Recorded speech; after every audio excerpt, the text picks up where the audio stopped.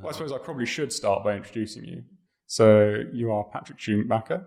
Yeah. You are a very prominent architect and one of the most prominent architectural theorists as well. Thank you. You are principal of Zaha Hadid Architects.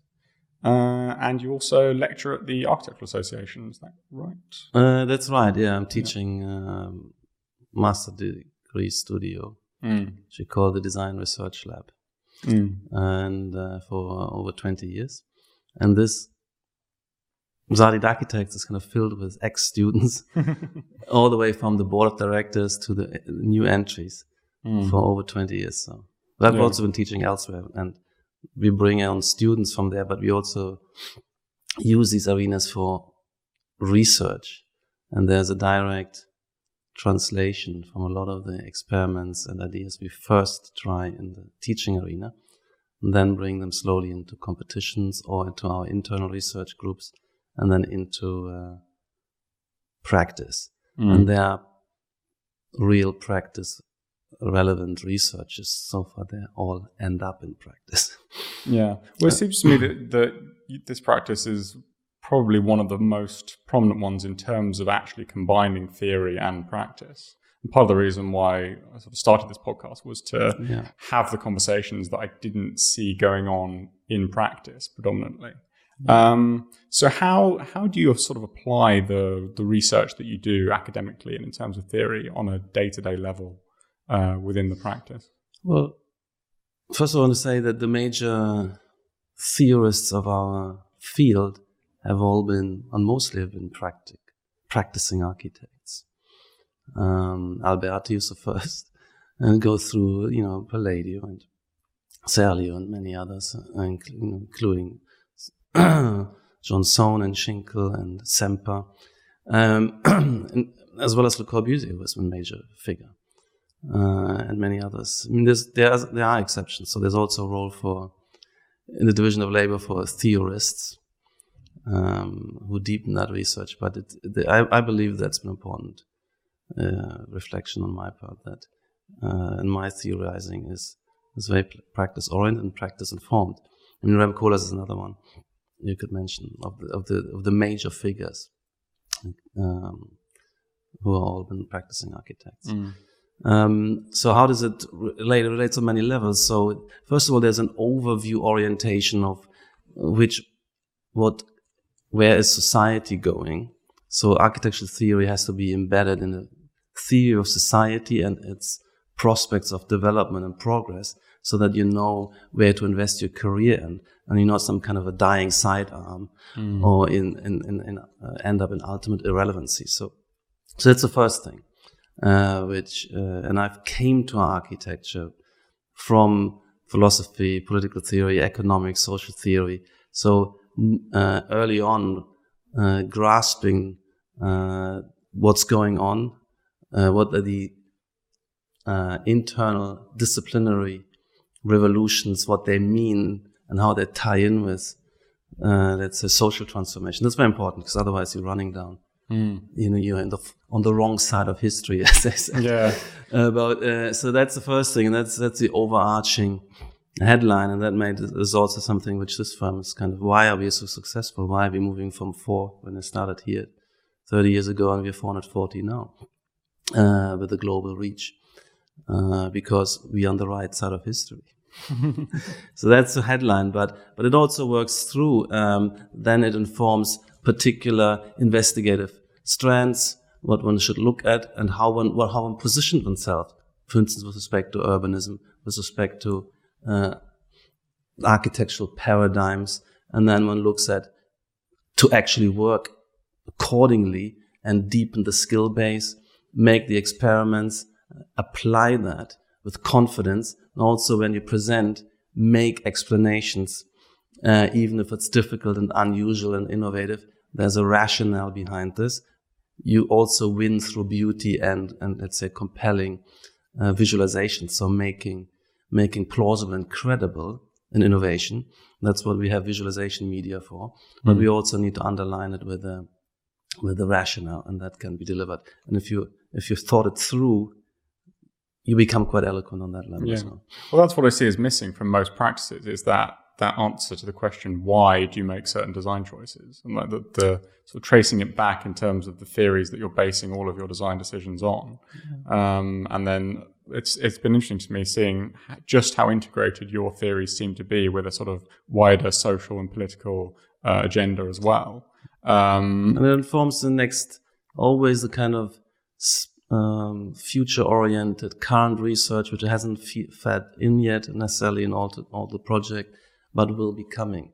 And I can say that with confidence. So the kind of methodologies we're also developing, there will be compelling practice methodologies sooner or later. Of course, in a complex field like architecture, particularly with that level of, let's say, uninformed and anti-theoretical dilettantism and lack of proper discursive kind of engagement for most architects, there's an enormous amount of quackery in the field. And that is a difficulty. That's why I'm struggling with. And that's why I believe this field needs to attract a brighter and a new cast of characters than in the previous era, which was an era of brainstorming and let's say artistic searching for new modes and moods of working after the crisis of modernism. You have this kind of strange art world style culture and sensibility in the schools of architecture. There are art schools, and you get away with a very, very intuitive self-conception of what architecture is and what you're about and what you're doing, which is kind of anti-discourse nearly. So that's hampering, and that's what I've been struggling with. So we advancing in a smaller group of people, let's say, compelling propositions, but there's quackery all around. So. Yeah, well, I'm interested in, especially, I mean, we were talking a second ago about the Autopoiesis of Architecture. Yeah. And it seems to me there's occasionally, every now and then, someone like yourself will put forward a sort of holistic work like that. That's sort of an integrated theory of architecture. And I've just finished reading Nikos Salangaros' book, A Theory of Architecture, which does sort of a similar thing. But they never seem to have the effect on the profession that perhaps sort of the authors like yourself might want them to. So why do you think that is? Why is it that sort of really, really well put together works don't trickle down? Well, that's a difficult question. I mean, I don't think it's always been the case that they don't trickle down, and they will eventually trickle down, and they will spread. Because this is also part of a movement around something like parametricism, which has been very strong and growing. It got kind of cut off a little bit and dispersed through the financial crisis in the last 10 years of stagnation. But within that movement, there has been also a lack of, let's say, societal rationales reflection. So there's an engagement. It became a little bit technocratic or technique oriented. I mean, it's very important. Initially, it was more philosophically oriented. It had more connection with an understanding of new social dynamics, and it's intuitively there, but it's not widespread in its kind of arguments. But there is a movement, and I think things will spread around, and I'm building also my own followingship.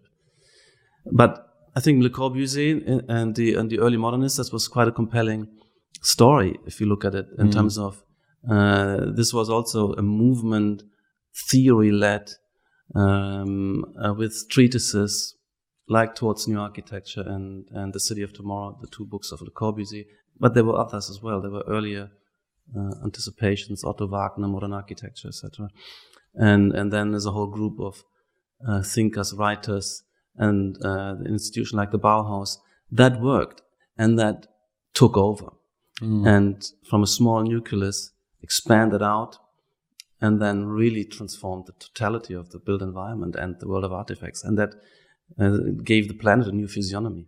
all the way through to everything we touch here, and as well as urban environments. So, and that has to happen again, will happen again, can happen again. And do you think we're amongst that movement, the sort of beginnings of that? Well, we have a movement. I don't know. If sometimes kind of try to think where we are. If modernism starts somehow in 1910, but there's still Art Nouveau. It still has to cleanse it.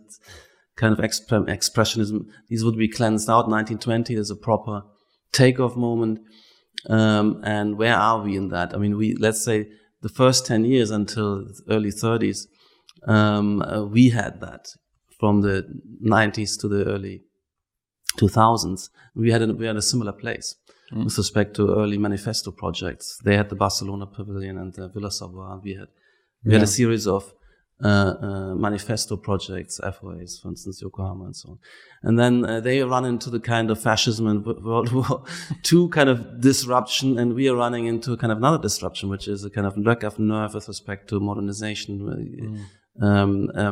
The stagnation, the world financial crisis, European debt crisis, Arab Spring. I mean, all this, and the discipline not continuing the project, and actually all the schools which had elite schools and prime, let's say, leading schools were defrayed, like the Bauhaus was kind of closed down. So making this parallel. So where are we? We are somewhere, in that strange mood and mode in somewhere in the 30s where modernism was already killed in Germany and hadn't yet taken off in Britain or America. So in a kind of limbo. But that doesn't mean that it's coming. It is coming. There's nothing else. Everything else that's going on is either this kind of pompous, I do what I like kind of thing, one-liner phrases, Sunday speeches, but promoting what? Promoting retro. And what they're building here, 1,000 projects in London, they're all retro. You could have built and designed these 80 years ago. Neo-rationalism. And if that's what we're looking at as the solutions to contemporary societal pressures and opportunities, we can shut down the discipline. Because if after 80 years of discourse, research, formal research, reflection, building up of tools and methodologies, we're doing that, shut them all down. We're not an academic discipline. We're a craft and nothing else. And any rationalization of these kind of projects is only to do with, there's some kind of engineering advances under the hood, but that's not architecture. That's engineering.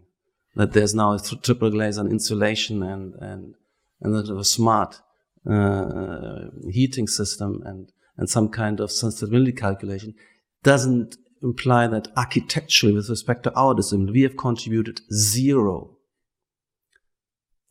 And that ties in with the kind of utter backwardness and bankruptcy of the discipline as an intellectual force. I mean, we're like, it's like I'm sometimes compared to, sociology emerged as a proper discipline through a series of canonical works in the late 19th century.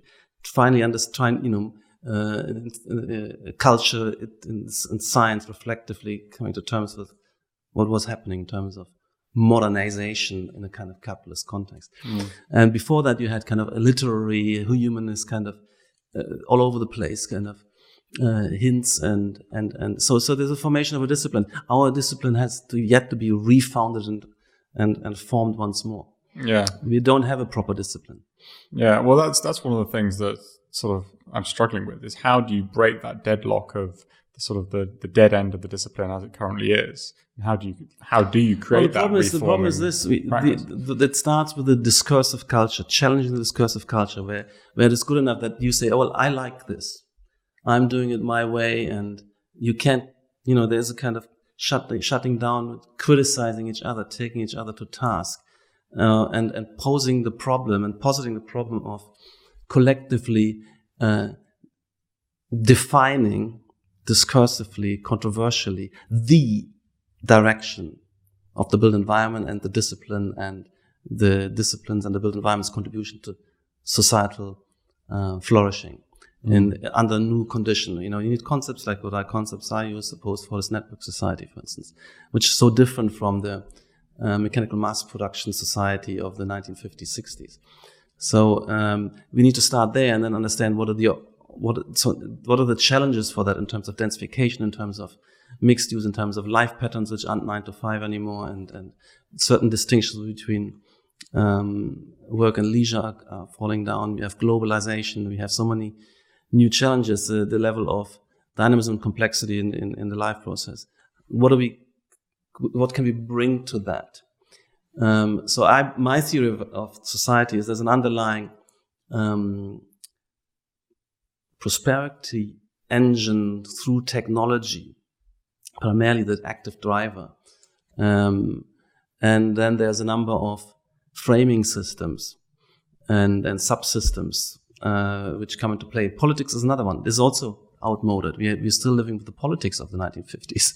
So that I've been repoliticized, but they're also independent. We can do a lot with an architecture before politics is kind of also opened up.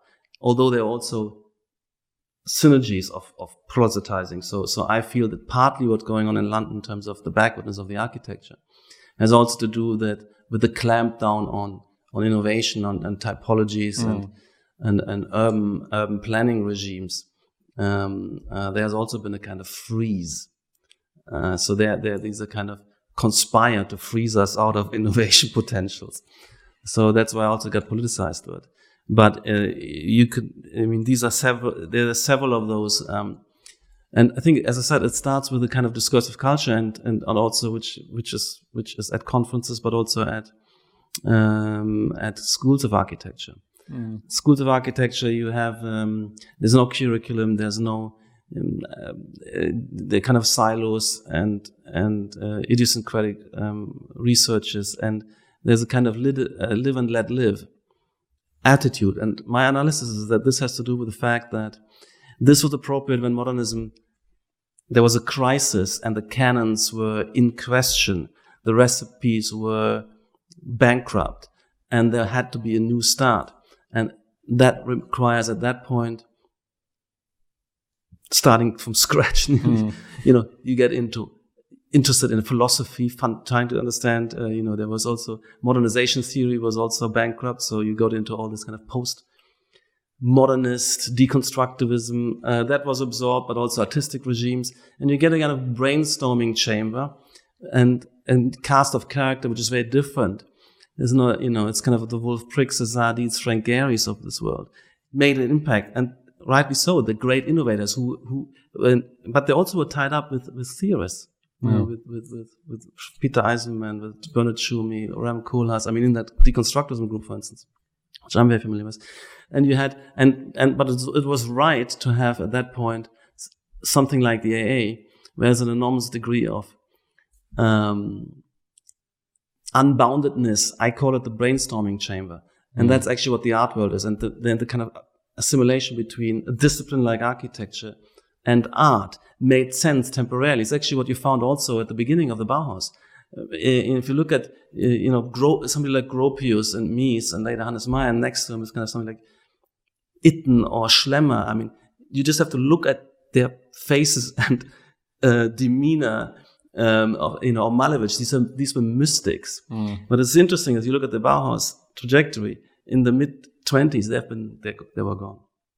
There was a kind of getting serious, and you had Kandinsky there, and all of this was interesting. In the Russian avant-garde, there was a lot of flourish at the very early stages, and then towards the end of the decade, the selections had taken place, the inspirations had taken root, and you were in a working through, working out, and rolling out mode. And we had gone through that. So when we started in the early 90s, there was an incredible electrification of a whole group of people, of new potentials, new ideas, new concepts, new philosophies. And 10 years later, we're in a kind of down to business of working through the implications and starting first buildings, working. And and that got halted. So that's what I'm saying. We're kind of stuck in this kind of 30s limbo.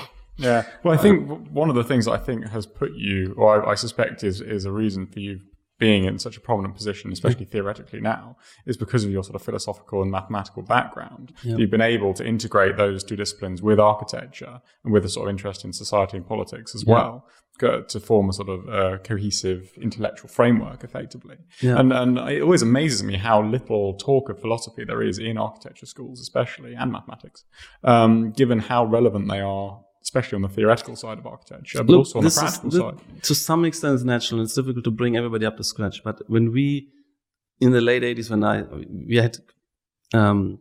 we were reading Deleuze and Guattari at School of Architecture. And that went through for another until the mid-90s. Of course, in the 80s was also a lot of reading of Derrida, Foucault, and that made sense, as I said, because this is this idea of kind of resetting the fundamental categories and principles, and having therefore a reflection on what purposes are and how they're set, and how language operates, and the categories from before, form follows function, etc. What was simplistic about it. And so that was happening now, and it makes sense to some extent that you can have these conversations number of years and you reach somewhere, you weed out and you win these arguments, and there's a new set of categories to work with and then work through. So we have we go from the kind of and there've been authors who've been leading this into this, like Gustav Alexander, City is Not a Tree, and then you compare this with the rhizome versus arborescent structures, and you know which way to go, smooth versus striated space, methodologically abstract machines. I mean, there are probably a lot of the Deleuze-Guattari kind of vocabulary, things like, and concepts like field conditions, continuously differentiated fields, ideas like folding.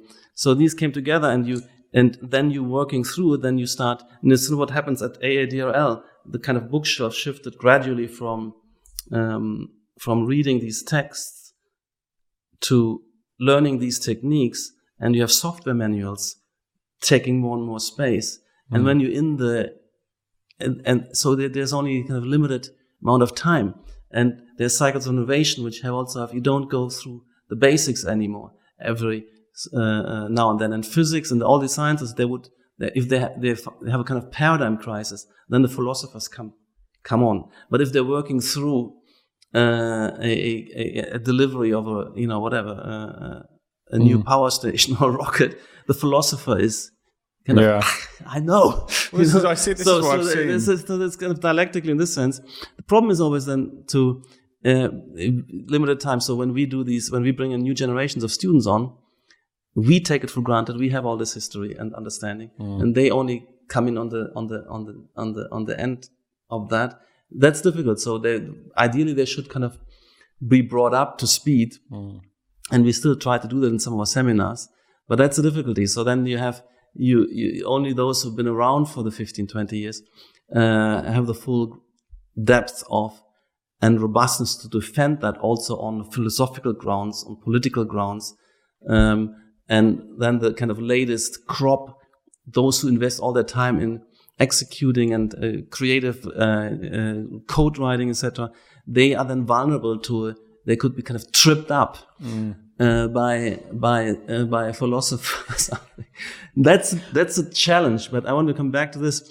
I mean, underneath all that is we need a much more mutually task-taking and robust and frank debate. We need to accept that what we're doing is subject to peer criticism, and it's not our personal choices. And this idea of a self-realization through your personal work is really, these concepts get in the way.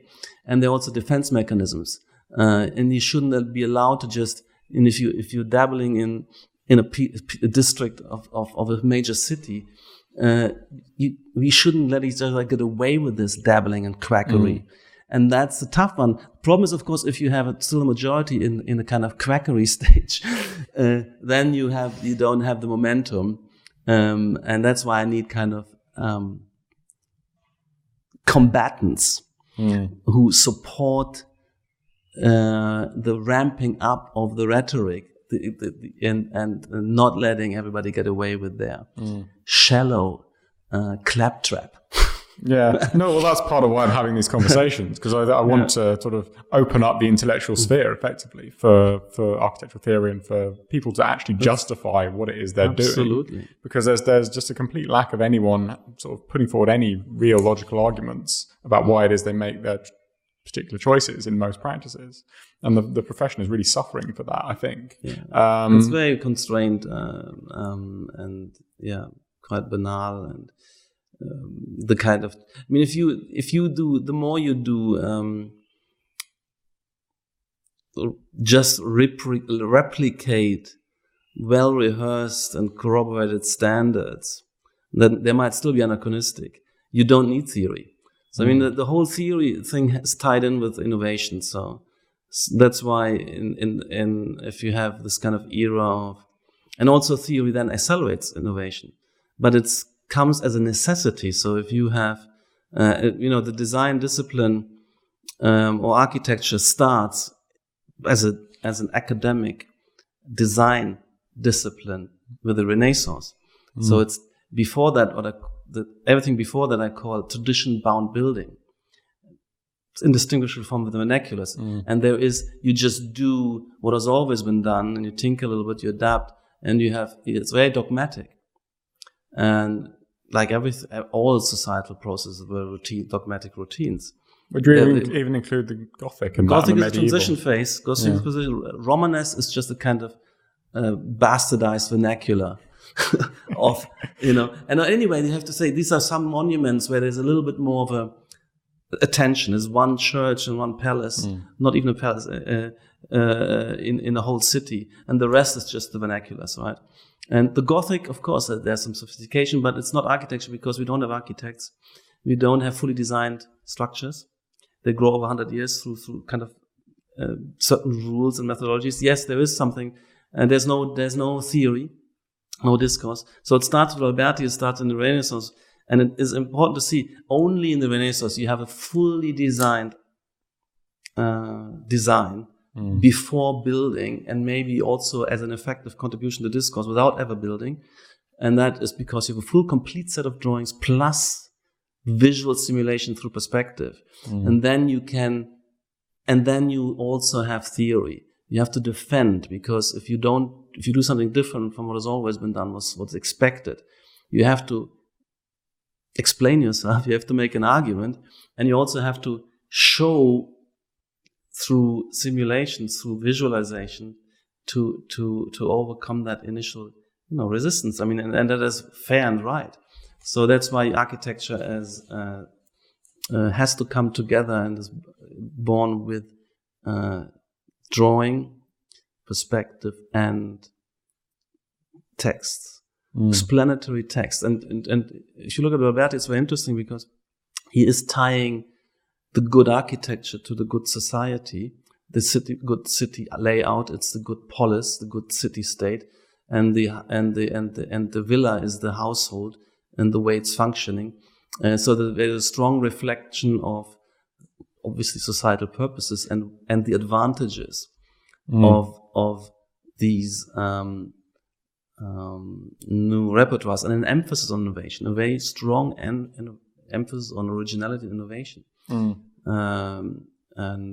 So that's for me important. So theory has been incredibly important, and of course you can accelerate the development of the built environment. You can you draw up an ideal city and you critique it, and you have an evolutionary process which before was only in the real, on site, which takes decades, transferred onto paper.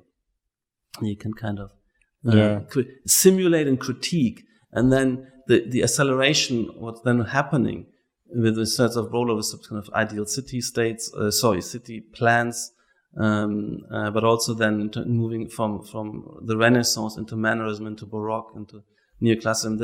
These kind of transformations and the way they tie in with societal transformation and progress. So you have actually architectural theory, innovative thinking, and arguments, but also this is the same time where you have political theory guiding political reforms. You start to have the early ideas of economic theory, and these kind of discourses in the form of critical literatures, and that's been modernity, and that's been a great accelerator. So that's why theory is incredibly important. Is of course, and it is of course guiding practice. And it's also sometimes it's not a kind of la pour la, its own kind of nice reflections and feeling smart, and making aperçus or making kind of sophisticated commentary. And that's not what it's all about. It needs to be. And if you read my works, and the Autopoiesis is highly theoretical, but it's consciously is looking forward to and has and arguing for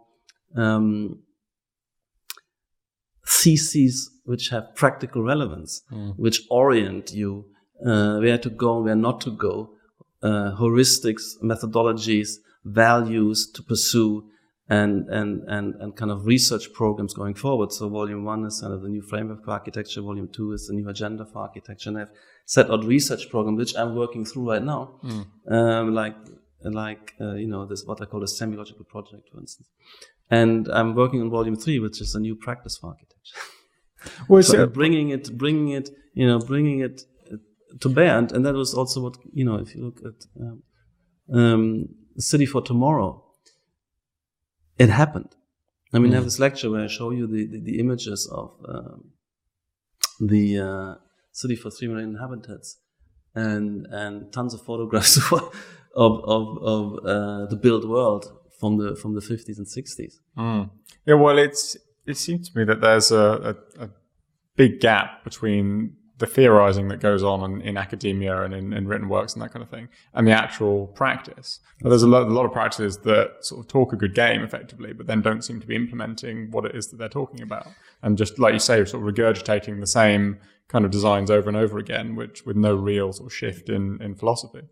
That's right. So, I mean, it needs more. I mean, the problem is what we're doing here and what we're able to do is it's also because it's embedded in a research community, peer groups. You have many conferences, workshops, the whole kind of, everybody's learning Rhino. You have various people developing new tools. There's scientific papers our research team can read and build on. You need that. It needs a cumulative, collective effort to get somewhere. And tectonism, as the latest stage of pragmatism in the last 10 years, is something very sophisticated, very compelling, but it's still kind of marginal. But there's a real progress over what we've done 15 years ago. What we're capable to do now, and on some of my projects, for instance, semi-logical project, and the focusing in on social functionality, and I'm doing social occupancy life process modeling in interesting ways to capture, to make tractable on a new level of complexity and dynamism the social processes, because we can't handle them by staring at a plan and making some labels. So this is a bit of an isolated search. So while in the tectonism front, in terms of integrating all sorts of engineering, fabrication logics, and having complex geometries and environmental parameters flowing into very sophisticated artifacts, which also deliverable downstream because they're kind of pre-constrained. I've wrote Pragmatism 2.0, and I'm showing all this and saying we need to shift gear and home in on developing tools and intelligence and commitment and values on the social functionality aspect, and win that. And there are precursors there, like Christoph Alexander, Bill Hillier, Space Syntax. There's all, and that's at the moment is still in kind of an isolated research, and therefore just takes far too long, and is not. It's very tough to bring that into real projects. It's too much. So that's why I'm trying to build a PhD group. I'm building a school to make that happen. Also needs more money, etc., because these are non-trivial methodologies. Neither is tectonism. I mean, tectonism, you have to really invest quite a bit in skills, although you're helped by a lot of online tutorials or and a community of people who can come together. But there is a higher level of sophistication required. You can't acquire that in School of Architecture, where you dabble around in all sorts of directions, and then your final project, you're trying to do something. Sorry. Yeah. So what are the sort of differences between your original setting out of parametricism and tectonism? What's the sort of evolution been in terms of your own theoretical framework in that sort of shift? So parametricism is obviously a big kind of expansion of the repertoire, but also one of the headlines is maintaining legibility in the face of complexity, and how we discovered this. So deconstructism is the first take at building up much more complex urban textures buildings, because you have new potentials. First of all, you're no longer restricted to the orthogonal, so all sort of angles coming in, and the great moves of layering, intersecting, superimposing different ordering structures which operate simultaneously, which means also there's a lot of porosity and openness in these. But when you work like this, it's quite liberating, and you very quickly and you can try to affiliate to several contextual geometries which flow into your site. It becomes very, very quickly very illegible and chaotic. So you build up complexity, but it becomes opaque. And then you even get lost in your own drawing. Where was a drawing? And where's, and it's kind of indigestible. So parametricism comes out of this with discovering the kind of legibility potentials of curvature when you intersect and fuse and morph between blobs or a complex trajectory you can find, and also totally new concepts like gradient transformations. So to build up, and this ties in with a lot of societal forms. So you have intersecting domains of competency. You have, instead of black and white, 2 or 3 categories. You have everything in between. You want more variety of either in an urban field of block sizes or in a large, let's say, Google campus of types of spaces, and you can order them along a kind of gradient. You build up this spectrum, and then you have a second spectrum interfacing this. Or that idea you can kind of form unities, not just a kind of fragmentation, a kind of scatter of things, but you can kind of make these kind of scattered pieces and shape swarms with them, and it's like swarm formation. And you have these tools where you can have vector fields and swarm formations, and so that is parametricism. New formal repertoires.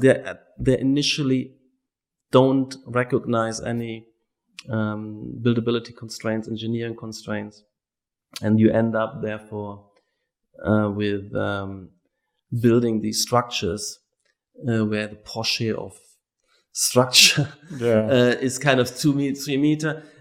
But also what I realized, so when we work this through, that there's a congeniality between these new kind of curvilinear and complex geometries with things like momentum lines, with things like optimized shells. And then you get a sensibility. In parametricism, we worked initially with facets, then only with NURB surface. This is one kind of geometry. Spline-based geometry.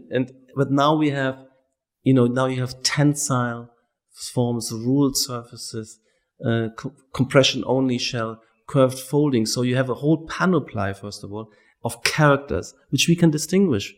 So we have more richness of varying, yet all the advantages of free-form curvature.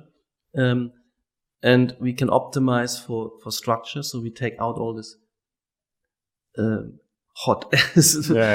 And we get, and that's my key point, which nobody else gets or is buying into, we get a much more subtle and varied repertoire for articulation, because my point is, when with parametricism original, you do something like Google Campus with 20 buildings of and many spaces, even though it's so rich and so varied, it becomes monotonous and disorienting. So we need more differentiation and unity, and a visual distinction and tying things together without falling into chaos. So there really there's a congeniality of the tectonism, technical engineering, sophistication, and repertoires, and the articulatory requirements of managing a very, very complex, integrated, information-rich environment. That's where the pitch is for tectonism, and it is really so much more sophisticated and rich and varied. So if you look at this image, Pragmatism is like, it's the world of fish and whales, and tectonism is the full panoply of, let's say, the endless forms of nature. Yeah, well, it seems to be a very fundamental shift between the sort of the external, almost facadism, although I hesitate to use that word, of the panelization, effectively. And the example of the Aquatic Centre always comes to mind for this when you see it in section. And I think that was, talking to other people about your work over the years, that's always been the main criticism, I think, is the sort of the form finding over and above anything else. And it seems to me a very fundamental shift to be moving to saying, actually, we're going to concentrate on using the tools that we're already using, but for structural optimization and for efficiency and for using the emergent structures that come out of those as the sort of the architectural devices and as the ornamentation and as the sort of the forms that come out. And ornamentation is translates into characterization, into information. So that's always been the case, by the way. It's not, it's also kind of misunderstood. It operates below subliminally for a lot of people, but they've taken a lot of information about, how you dress and how you demean and how you decorate or articulate your house. It's a network of similitude and contrast, of fitting into a kind of matrix of distinctions. So that needs to be understood. Yeah, I mean that's quite true. By the way, previously our Pragmatism projects, they were also informed, of course, by the key functionalities of arranging spaces relative to each other and contextual conditions. Because when we work these forms, we of course solve problems as we squeeze and push these blobs and splines around, because we have to. And we have a larger search space, and somebody else is minimalist, is just shifting boxes around. So he's trying to solve something with a very, very crude and insensitive search, and they don't find the solutions we find. And their solutions are somehow in ours as a subset, but they're not going to be, but that's not easy, argued, because you've gone through so many steps of elimination, and it's difficult to summarize, and these are multi-objective searches, that why your project is better. People feel it when you walk them through their future building, and they say, okay, all of this is here and there, and this could work, and so on. So that's a kind of intuitive check, and maybe they listen in a competition entry through several of these presentations, and they feel, here in this solution there's a lot of things wrong, or this work doesn't work, this is too narrow, this is too vast, I can't find myself. And in ours they get more of an invitation in. Maybe they also like the look and feel of it, and that also needs to be dismissed. What characterize maybe the way they want to have their institution experience, but it's not going to be a kind of superficial. We're working from the inside out as well, and we can with Pragmatism. You can't so easily do that with many other styles. For instance, if you have we don't have facadism. Neo-rationalism has, because we don't start with a facade. I think, again, a lot of people have made this distinction between parametricism with a capital P as a style, effectively as sort of the practicing style, and parametric modeling, or parametricism as a modeling a method, effectively. And there's not necessarily a link, or as close a link as perhaps you might think there is between those two things. Of course, you can use those tools to do a kind of minimalist project, but you don't have to. I mean, it's not essential, and you're in a sense you're shooting with cannons on whatever on birds or something. So there's, if you properly and it's the same with the superiority of pragmatism as a model shows up. Minimalism cannot actually absorb a lot of the engineering optimization we can absorb because they are excluded, whereas we are a priori congenial. So if we, for instance, wrap a facade with which often is curved, but then you put shading elements, they should migrate in a gradual transformation, respecting the different sun angle conditions. And if a building across is overshadowing, then there's a kind of blur where this can open up. And that's the look and feel of parametricism. But, the underlying rationale is not been to reach that look. Yes, some epigons might do that. They just go by the look and feel, so you can fake it. But one thing is, so you cannot guarantee, but you can at least say, this can possibly be of the most optimized sophistication, whereas the minimalist version cannot. Here you can fake it, but why would you? You don't have to. If you don't understand anything, you're a dabbler and quackery guy, and sometimes this is happening, and that is undermining the paradigm. But it is it looks the way it looks because it is the life enhancing and optimized and efficient morphology, and we should learn to like these kind of morphologies and learn to find we should learn to hate older morphologies which by necessity are incredibly wasteful. Where everything is over-dimensioned, basically, and where you have all sorts of wasted spaces and leftover spaces, and so that's it. I mean, look at the endless forms of nature. I mean, we find beauty in them, and we find coherence and order them. None of them was designed according to visual kind of pleasure. They have their look the way they look because. That's a kind of epiphenomenon, and that's the way and the radical functionalism had that attitude, but I'm saying one more thing. So that's on a technical functionality as well as organizational principles. There's morphologies. Now I'm laying on top of this something else, which is the functionality of appearances, because but it can be overlaid. And isn't a totally contradictory venture, which is that these spaces are arranged properly, they're adapting properly into the conditions, they sit and connect up with things they are collocationally synergetic with, and then, but to make that really happen, you actually should articulate and make transparent.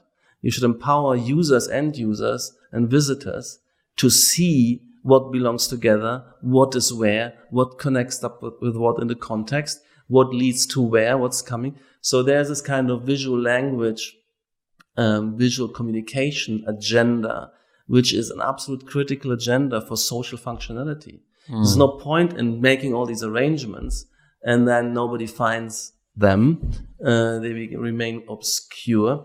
These distinctions are placed and ordered, but the appearance, the monotony of the appearance or the visual chaos of the appearance hides that. So we cannot, particularly because we're no longer in that world where we usually rely on people knowing where they're going because they're going to the same place for 20 years, like their own kind of pocket.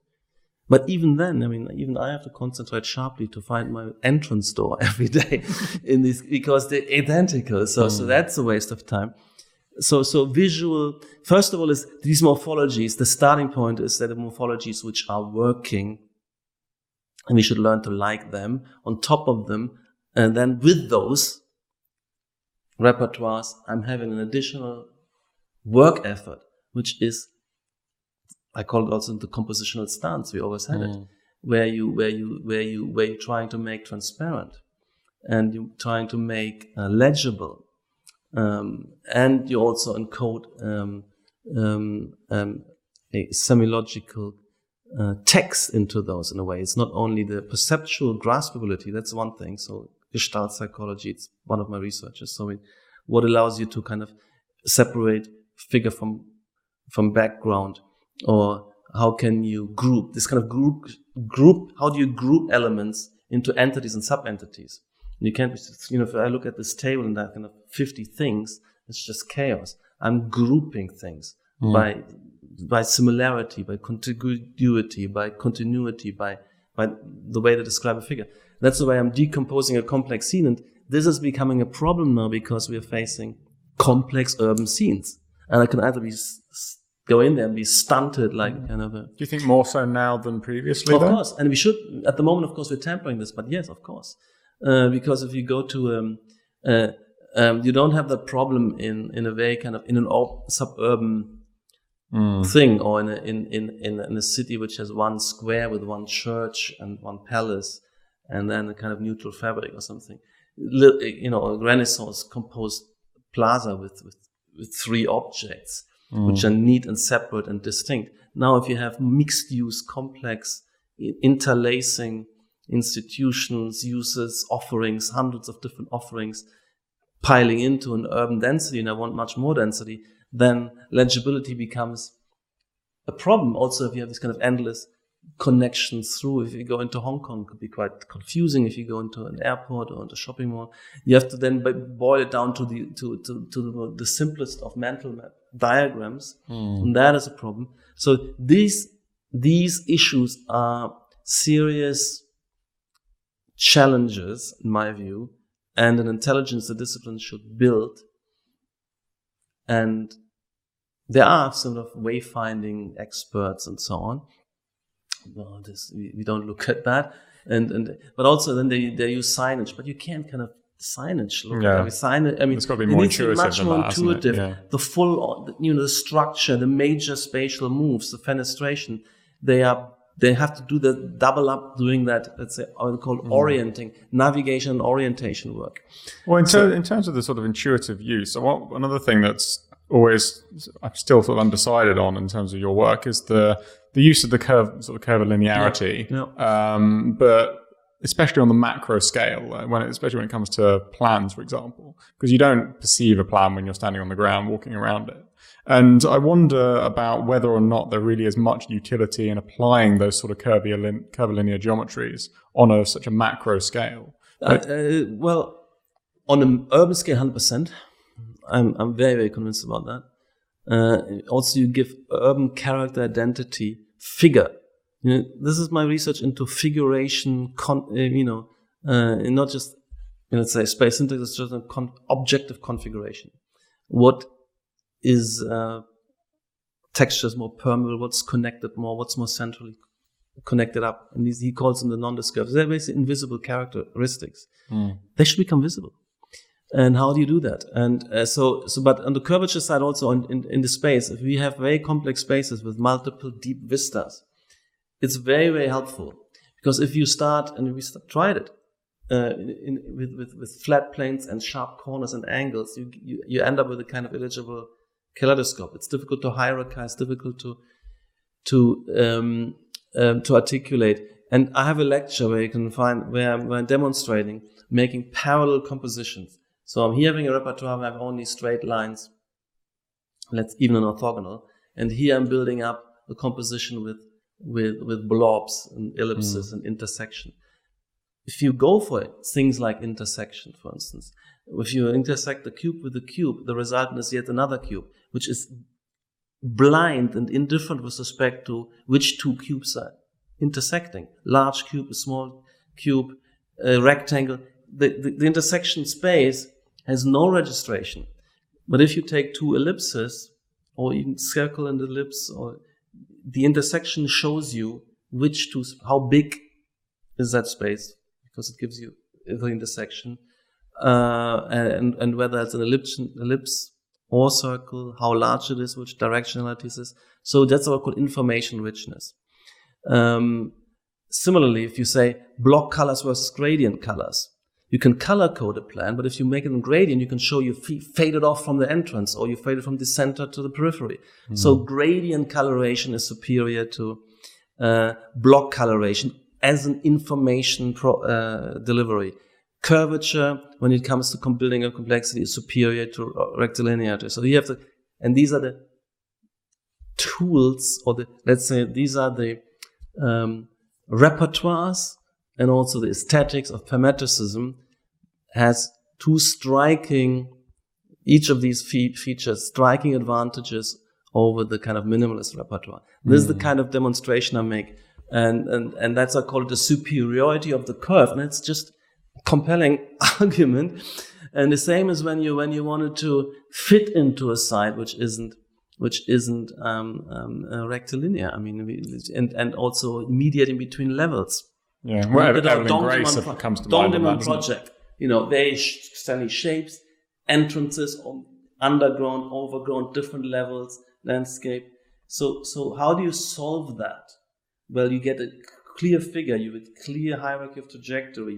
You kind of nearly effortlessly move through, around, because you can move underneath, you can move over. It's sort of things which are, and the extensive use of sloping surfaces, for instance, which is similar to, that's folding 101, and we could do much more of this in outdoor spaces, in interior lobby spaces. Why can't there?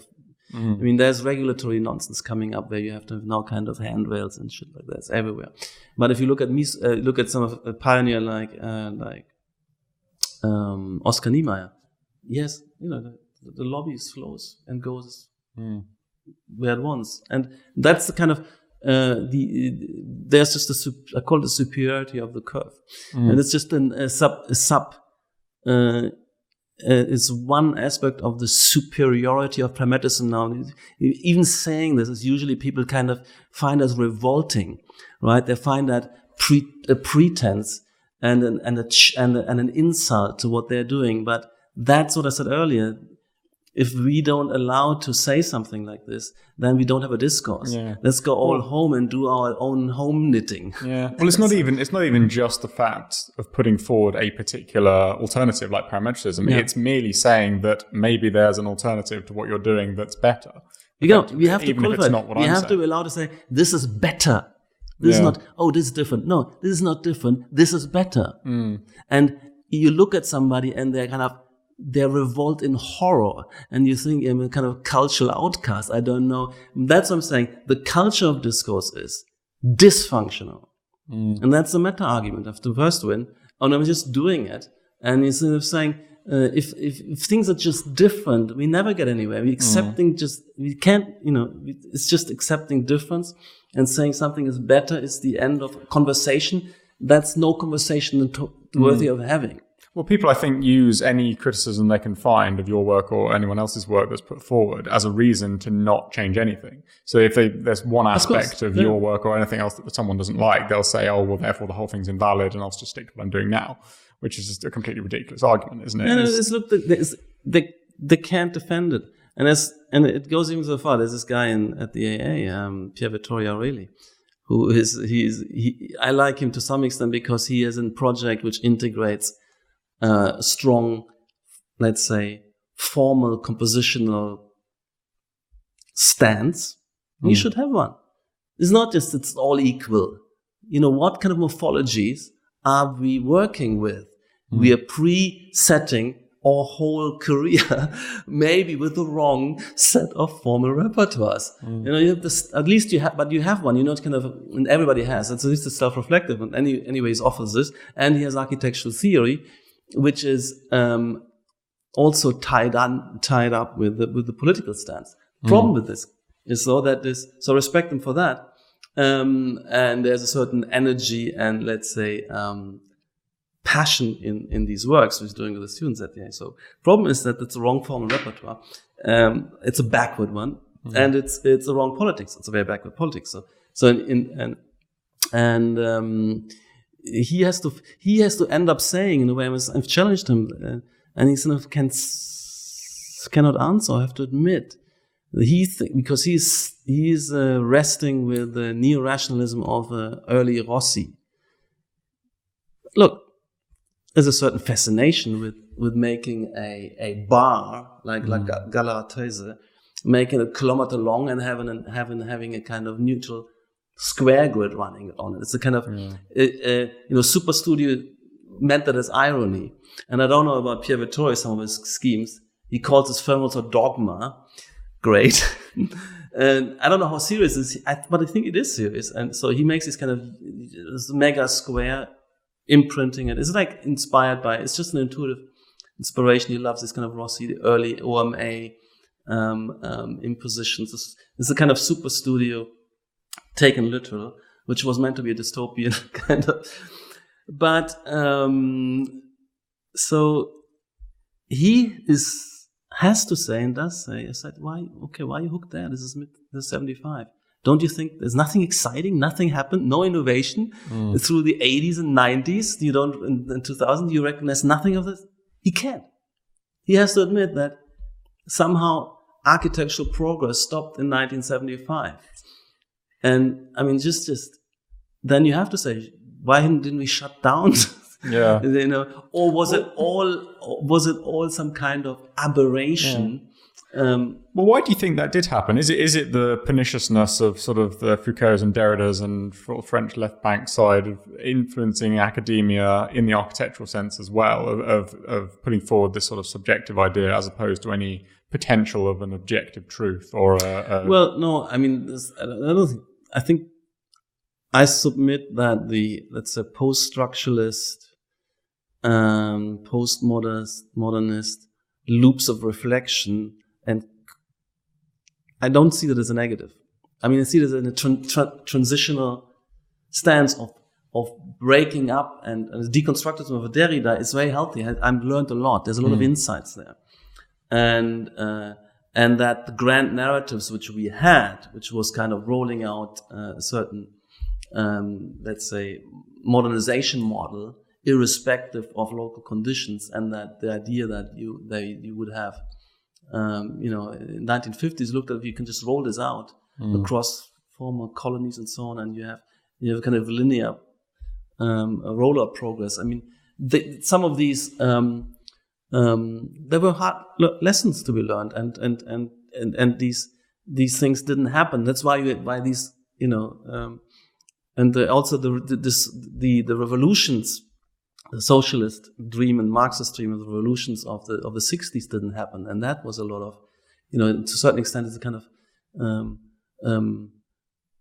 post-revolutionary depression, but it's also these are all kind of ex-Maoists who these simplistic modernization theories had to come crashing down. So I've learned a lot. I mean, there's a lot of in there. And the grand narratives were temporarily suspended. I mean, that's what I said earlier, also in architecture. But doesn't mean that grand narrative is forever impossible. That's nonsense. So we have to see them in a dialectic as an influence. Yeah, I mean, it becomes pernicious if you get arrested there and you get totally disillusioned about building a more complex, sophisticated grand narrative, unified theory. Yeah. It's again the grand narrative thing is something I've struggled with because it's sort of a paradox, really. I guess I try and make the distinction, I suppose, between sort of mono-perspectival grand narratives and maybe multi-perspectival grand narratives that attempt to look at things from some multiple angles, effectively. And this is why I bring in the idea of an objective truth or a more scientific way of working in architecture, about trying to discover what is actually better on an objective level and measuring that in various ways, rather than sort of going in with a single-minded ideology or from a single perspective and saying, I'm going to do everything in terms of this, like maybe the modernists did. Look, absolutely agree with that. And I think the discipline should be, after these challenges, we need to incorporate certain loops of reflection. kind of societal dynamics are very complex and self-feeding, and underlying economics is very complex, and but there's also, science can be very, very fruitful, and that's, for instance, the science of space syntax is very interesting. So that the Autopoiesis of Architecture, Volume 2, is fully incorporates the totality of Bill Hilliard's work, let's say, and the critique of its limitations and how to go forward. So we need unified theories, which brings in also the work of Christopher Alexander is integrated, and his later work is critiqued.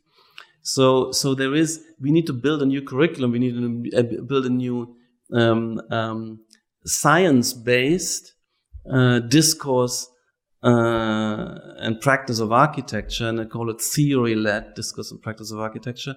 And we need to integrate a lot of insights. And there are some things which I mentioned, which have also been worked through a lot. And there you can have, there is something like objective truth. One has to be cautious about these phrases, but I'm saying you have comparative. Of course, there are underlying objective conditions and truth in terms of solutions. There's always a solution space. There could always be unseen and considered options, and that's there. It's always temporary in this sense. But I can say, hey, I'm making an argument which is compelling about a series of decisions I'm offering and solution search spaces, or a particular solution, which I'm not shy to say this is superiority. There's a superior paradigm on many levels because it's many factors, pros and cons. There's an overall appraisal of this, which I still find compelling. So I'm a bit cautious, calling in the arena of forward-looking propositional offerings objective truths, but in terms of the underlying conditions, there is something like objective truths, of course, and also, but then you have to appraise the importance of that reality versus another. And in economics, I'm very familiar with the social sciences and economics, where the way you have to relativize to assumptions, and then also the importance of multiple objectives when they come in, but I think the overall appraisal is overwhelming in favor of a well-done, sophisticated pragmatism project. Now, if you pick out individual projects of ours or anybody's, of course, there's also a lot of scope for critique and self-critique. But I have the criteria, I have the heuristics and values and success criteria mapped out, which allow me to criticize each of our projects. So there's a clear, if I had more time to work through and consider, there's a clear heuristics which allows me every additional month I'm ramping up the performance of my project. So, and that's not something which any other paradigm can easily offer. Yeah, well, even just having that ability to self-reflect and to critically analyze what it is that you would do differently about a project, and then to apply that the next time. Exactly. I think it's something that most practices don't really do. And that's probably a large part of why they keep regurgitating the same kind of architecture effectively. But in terms, we're talking about sort of creating a healthy discourse in architecture and sort of reigniting the debates around theory. How is it that you sort of break that seal, if you like, and create that environment in architecture, given the sort of static nature now? What's just by challenges. I'm sitting in conferences, even on something like the London Real Estate Forum, in this front row, and pick out speakers, positions, and it's shocking how quickly things crumble in front of you. Particularly also politicians or deputy mayors. They haven't thought it through. They rarely confront something like this. And you can swing a whole panel around on abolishing standards in housing. Which they hadn't thought of when they first stepped onto the panel. So it is not so difficult sometimes, and you have to be discouraged, know what you're doing, and people don't realize. I'm unusually erudite and had thought things through systematically for many years. So there's something unusual they never confront. So it is, it's a rarity. And also that I can give lectures and talk is because I've thought it through, read up, and written and taught these books and texts and so on. So I can, but I'm never doing it ad hominem, and you have to do it kind of in a charming way. I'm also challenging in a conference my own best friends and colleagues, and put something at them and to show them that they have to shake up, and not letting them get away with everything, or just because you're friend, I'm not going to challenge you. And sometimes it's tough because maybe they can't immediately answer or can't. But it does something, and then you maybe, depending on the age, I mean, there's an age problem. Sometimes if you're well established and you get defensive and you feel that your authority is undermined. So I tend to see that with more established figures, of course, it becomes kind of more of a threat, and it's a different or an undermining, although it never meant to be. It meant to be empowering. Well, exactly. It's a different mindset, isn't it? Like when you've got, say, a principal like yourself, who, say, you get some little junior person who makes a really good criticism. How you react to that, is whether you see it as either a threat and immediately shut that person down, or an opportunity to learn and improve and be better. Exactly. It's a completely different way of operating. Also, if different established figures, criticize each other, yes, that's something you have to be able to cope with. And I'm happy with all criticism. I've always wanted to, self-improve, and I'm identifying with the work we're doing here, but it's not in 100%. We're self-critical. I like the flourishing of the business as a vehicle, but I'm not wedded to this. I'm thinking the whole discipline. I'm thinking differently. I want to change the cities of the world and the way the discipline can make a contribution to that. So that's more my thing. I see myself more of a leader of the discipline rather than this firm. The firm is a good vehicle. It gives credibility as well, and I love the people I've gathered around here, and they're doing great work. But it's also and it's good to have many projects. There's always one or two or three one can try this or that with, and make the little step of innovation. It has its own constraints. So I love that. But my overall, let's say, what energizes me is bigger than that's what's happening here. So I'm quite happy to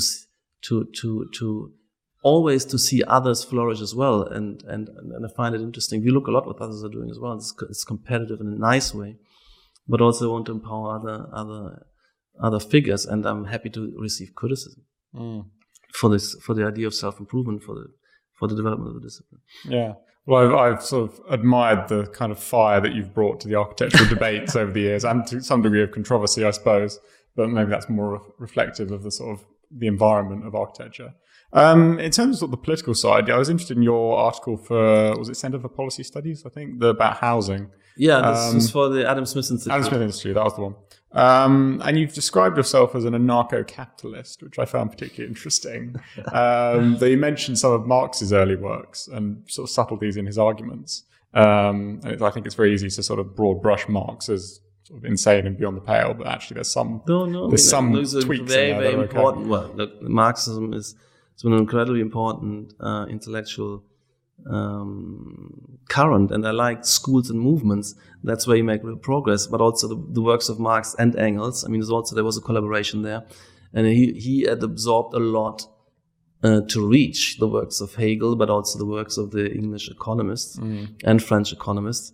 And he was a very, very deep thinker, and is incredibly resourceful, and also inspired by his ambition. I mean, his ambition was really to the human project and how to shape it and allow it to flourish and accelerate. So Marx, and I'm including Lenin as somebody I adore, and with this is not. I mean, of course, his tragic mistakes and historical tragedies of what he engaged with, and he made some mistakes, but he also reached somewhere. I mean, for this kind of group of intellectuals to take over Tsarist empire in St. Petersburg, and what they unleashed throughout the 20s in terms of, let's say, the whole Russian constructivism and art and science.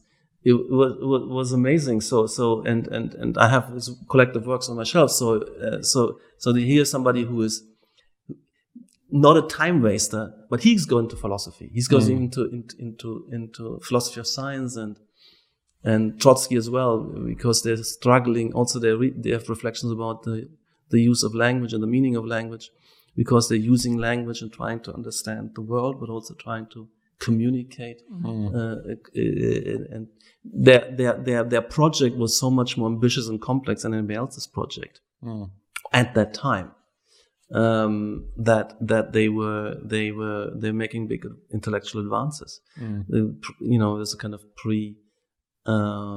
anticipation of pragmatism, and also a pragmatist conception of, for instance, language.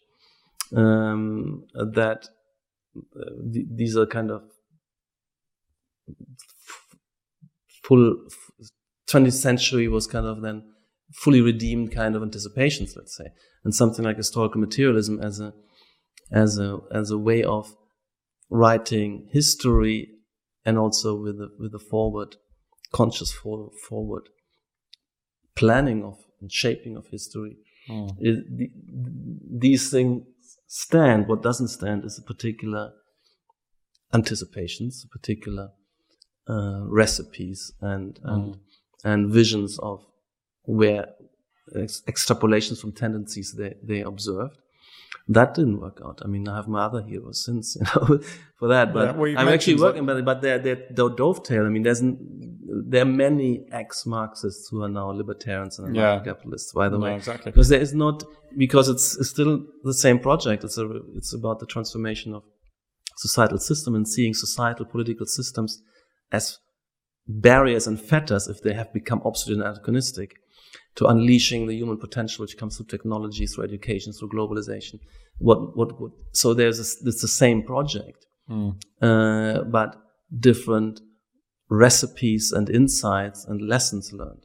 Yeah, I don't think many people are able to make those kinds of distinctions between the sort of subtle arguments and sub-arguments that certain thinkers who might be sort of tarnished with a broad brush make, and to sort of square those with other thinkers. Because I know you've mentioned Hayek and Mises as well in some of your later work. And sort of how does the more anarcho-capitalist or libertarian side, I suppose that's what's got you in most trouble in the media. But how does that sort of influence your architecture now? And is that an accurate sort of description of your sort of general political stance, I suppose? Yeah, it is. That's my political stance, and it is immediately relevant when you have political situations where to always try to prevent more empowerment and scope for political institutions and more power.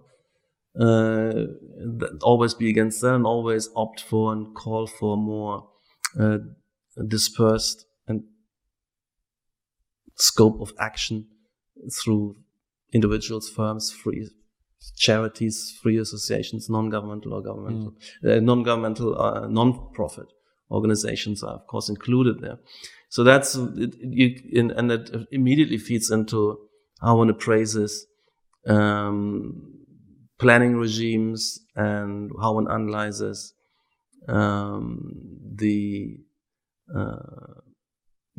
let's say, problems like the so-called housing crisis, which is a crisis, a supply crisis, and an overregulation crisis, in my view, and how one also appraises and evaluates particular supposedly alleviating efforts on top of all the regulatory kind of freeze up, which is an affordability system which makes things worse.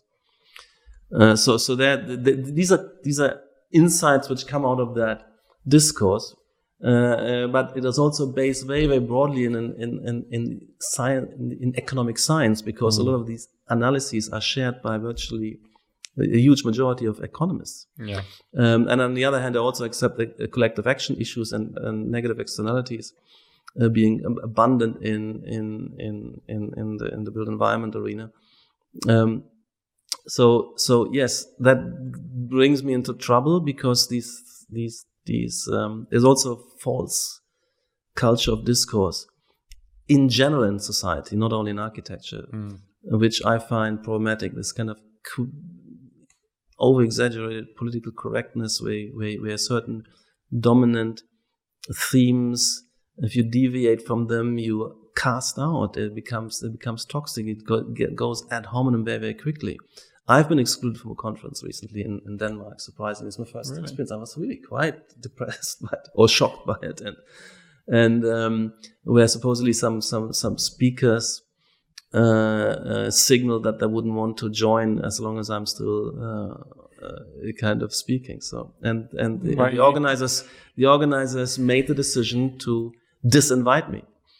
I suppose you can wear the being deplatformed as a badge of honor in terms of intellectual diversity, I guess. I mean, it's a horrible culture, because it leads to a lot of self-censorship as well. And it shows also, I mean, opinions which have to defend themselves like this, they are, suspect, and they are in fact. And I was part of the left, and we weren't like this. I mean, the left is becoming, its kind of appeal is eroding, I think. And for the first time, you have a lot of libertarian students, actually, and there's for the first time a counter movement in student bodies and young people, which isn't socialist or left liberal. And maybe there's a defensiveness there. I don't know. There's many theories why this is.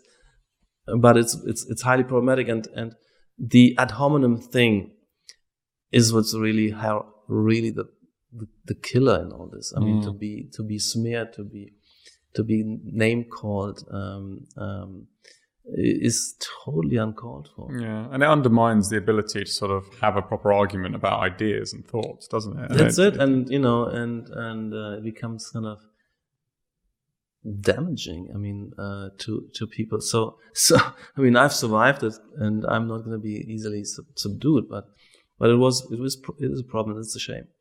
But I'm not stopping. So I'm giving you my opinions once more. Yeah. Well, I think you sort of stand out as almost one of the lone voices that are willing to sort of stick your head above the parapet initially, effectively. And there's quite a few. Once you talk to people under the outside, on the sides and so on, you get a lot of agreement, a lot of, the strange thing is certain of these positions might actually have less than majority support, but this kind of veil of disrespectability of these counter arguments, even if there would be more than 50%, that could hold on for a while until it cracks and crumbles. But I get, I was just recently at the Negroni talks just a few days ago talking about social housing and affordability crisis, and it was actually much better. There wasn't many journalists, there was no camera running, and I get quite a bit of agreement. I get, it's not the one. I mean, people reflect, or at least, and also afterwards, after the talk, people come and express agreement. So that helps. Have you seen changes in the attitude of the students you've worked with at the AA in terms of how they approach sort of the political or philosophical side of their work? Not really. It's, our group of students is maybe slightly unusual, although, we have very, very international, and we have no much British contingent. It's a bit of it's an accident of history with the AA and the grants regime where they're excluded, which makes the AA nearly zero British. Really? Or indigenous, let's say. Yeah.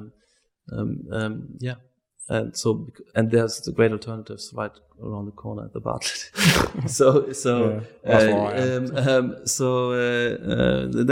That makes it a little bit different.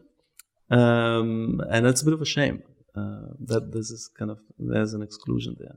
No, I didn't see much in the master degree course. Also, you get people who have already worked. It's a little different. there is a bit of politicization at the AA, the graduate school, largely in the left liberal kind of tendency, and I support it. It's a shame if that takes over. Let's say if the AA becomes a debating club and people don't design or learn skills. You should be able to do both, ideally. Yeah. Well, one of the things I've noticed over the last few years, especially with master's projects, is the main focus of most of the projects is a socio-political agenda rather than an architectural solution to a particular problem. And often you have to sort of pick apart within the sort of fancy drawings that look great and the sort of quotes of saying we're going to rebuild the whole world and create this utopia or whatever. You have to sort of really pick apart all of that to actually find the architecture. It's a problem. I mean, there's been a tendency in the last few years. You get kind of Photoshop collages with slogans, etc., or also an investment in some kind of graphics, which are I don't know if they lead too much. I think there's not a recognition that there's actually very sophisticated project people could participate in. We need more people to come on and help us make a collective project where we have a real chance to real impact, rather than making these kind of fantastical journeys, into idiosyncratic journeys. Bartlett had that a lot, these kind of Peter Cook like those narratives, fantastical narratives, and you spend a lot of time on them, and they're just a waste of time, lock, stock and barrel. I mean, my view, as if real mundane project briefs and tasks, if you think they're boring, I mean, that's the implication for me. If you have to go to Mars or go to, then you haven't really understood the thrill and inherent interest in our discipline. So it's been not right. I mean, Peter Cook is also one of those characters who, I was a great Archigram fan. Like, Archigram was interesting. It was in this gestation transition where it was, but there's a kind of strange false conception of the discipline as playing with funny ideas, curiosities. Originality for the sake of originality, drawings for the sake of drawings. I mean, it was a kind of art school thing of, with ideas, with narratives, with fun. I mean, it's very non-strategic. It's very kind of, if you compare this to the Bauhaus, I mean, it's like, it seems kind of, they don't know where they don't want to go anywhere. Well, it seems to me very sort of almost easy and almost a cop-out to create projects with this sort of open brief idea. Whereas if you gave sort of a set of master's students a really, really mundane brief, like a 5-bedroom house on a boring infill plot, to succeed and to excel within such a frame of mediocrity takes so much more skill and expertise than it does if you're building a spaceport or something. We've done such projects. We've done quite a few kind of medium-sized London infills projects. I'm now working on a slightly larger kind of urban a series of urban interventions into Stoke Newington. These are kind of incubator spaces, and making that a mixed-use network society cluster of office spaces or co-work incubator, Google campus style. And or Sharjah and his kind of group at the AA, they're doing a high density residential, co-living. They're thinking about new forms of marketing and building communities online to bring them together, exchange of rooms, shared rooms. I mean, there's a lot of sophistication, building new tools, new conceptions with time, with new ways of life in the city, and then also new technology, customized modularity and so on. And in my case also, so I'm not only developing these architectures, embed them into urbanism, but also running Unity simulations of the interaction scenarios. And I build models of all the different actors, the different firms and actors and sub-actors, protocols of interaction and so on, and how they fill those spaces, and how the spaces are themselves also, for instance, adaptive and reconfigurable and so on. They are very pragmatic, but on the edge of innovation, but very tangible projects where you have to bring a lot of good, interesting ideas, a lot of skills, a lot of compelling later on scenario development and visualization, but they're very down to earth on another level. So I could go to this and these can be shown to clients, to local district mayors or whatever, or and they would make sense. I mean, the same we've done in New York last year, Google campus and so on. And their feet, that will be on the innovative edge of what we're doing here. We've done a study for the collective, to a co-living block in Tottenham. There's a lot of innovation there, and they look and feel much more like a co-living space. So that's the way we're approaching it, and that I think is more healthy. And you can have all the philosophical and sociological and political arguments about that, about the concept of ownership, about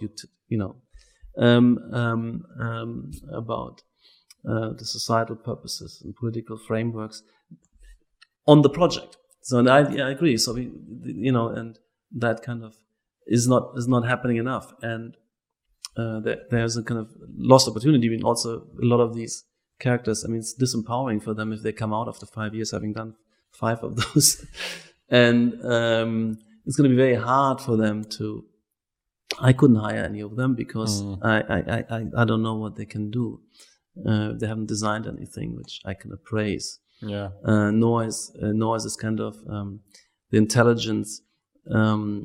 It's very adolescent. I mean, and art school like. And the art school. I mean, arts. I have a theory of art. I mean, that makes sense in defending the existence of the art world. But it's a very, very different thing. That's a freewheeling browsing of opportunities and problems and issues and things unfinished, unfit, leading to something as a reservoir of creative industry, audiences to come in, maybe to utilize, there's something you can throw in front of audience, provocations. It's a provocation. It's a kind of, I call it a brainstorming chamber, a platform of freewheeling experimentation, which needs some funding to get somewhere, because for us to make an innovation, we need kind of incubator arenas, and sometimes even for early conceptualization. I mean, we are. Let's say there's earlier stages from what we do at the Design Research Lab. They would exist in some kind of an art school, but I think it's if that now all architecture schools are doing that, that's false. That's a problem. I mean, do you think what are the major changes that you think architectural education needs to undertake in order to firstly get a sort of decent discourse going, and then sort of be able to apply that practically and theoretically? I think we're in a stage of, and we have to get out of this art school phase. We need to move to the kind of second Bauhaus phase, and which then will continued at IIT and GSD with Gropius and Mies, etc. And when they delivered modernism, I mean, seriously. And we need to deliver pragmatism, and that's what I believe. I mean, if somebody else has another idea, what are you delivering? These schools deliver nothing. Yeah. And we should. I mean, we deliver something, but we're only a small group within the AA. There's been a few other units. I mean, this was much more coherent in the 90s and the early 2000s. A whole cluster of units in the graduate school, together with DRL and MTech and landscape urbanism. This was one community of research, including Columbia University, some things going on at the GSD. So there was much more. And now some of these things have been kind of fragmented and dispersed and backtracked. Mostly, this kind of post-financial crisis. Because you had also, what was nice about this boom, maybe it was artificial, but that there was there was so much work. Yeah. We had 20 projects in Spain alone, for instance, but there's also many other that focuses minds on working on something which has tangibility. There's an excitement even for young architects, and also the takeover of China allowed for a lot of these careers to be kind of kicked off. And the problem is with the financial crisis, there's been this kind of that a lot of that energy has stopped and faded.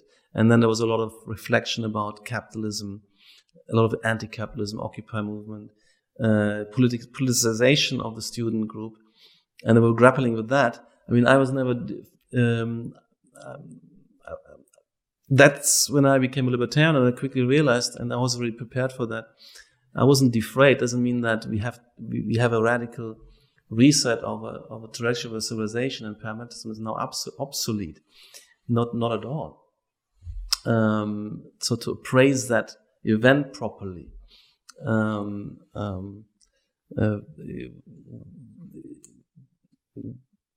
I was able to do that, and a lot of people didn't, and they get kind of distracted into this politics. Look, I'm let's say into false politics, into enough anti-capitalist dreams, which we've gone through. I mean, I was actually became a Marxist in that era of market socialism, the transformation of Eastern Europe, where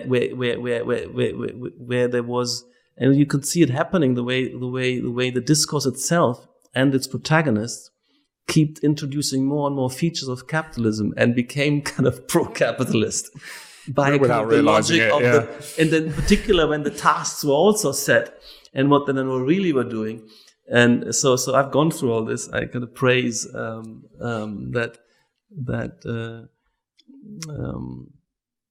prospects for socialist revolution and radical democracy and all that. Well, it's interesting, especially it's not realistic. How many technologies and things there are, and startups and things like talk about like Uber and all of the innovative technologies that are coming up, which are effectively sort of very almost libertarian, pro-market innovation, low regulation technologies. This should tell you something, and the libertarian movement is overlapping largely and a lot with this tech sector.